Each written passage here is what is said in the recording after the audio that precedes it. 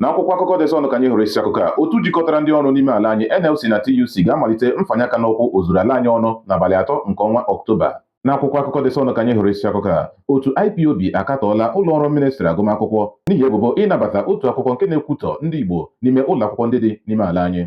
Gaa n'ịsapụrụ akwụkwọ akụkọ dị Sun. N'akwụkwọ akụkọ dị Sun ka anyị hụrụ isi akụkọ a, ego naira akụọla afọ n'ala ugbu a karịa ka ọ dị na mbụ dịka ọ bụzi $1,000 naira gaa n'otu dọla. N'akwụkwọ akụkọ dị Kebụl ka anyị hụrụ isi akụkọ a, ọtụtụ ụlọ ahịa na ụlọ ọrụ ga-akwachi dịka ọnụ ego eji erepụ mmanụ dizel agbagorola elu ruo $1,100 naira kwa lita. N'akwụkwọ akụkọ dị Kebụl ka anyị hụrụ isi akụkọ a, aga m alọghachi ala anyị Naijiria igosipụta na aka m dị ọcha gbasara ọnwụ Mohbad, nke aka Naira Marley kwuru. N'akwụkwọ akụkọ dị Kebụl ka anyị hụrụ isi akụkọ a, Emefiele gbalịrị ike ya iji mkpụgharị ego naira ọhụrụ kụnyere ntuliaka elu afọ 2023 ụkwụ ọjọọ, nke aka Akpabio kwuru. You don't mean it.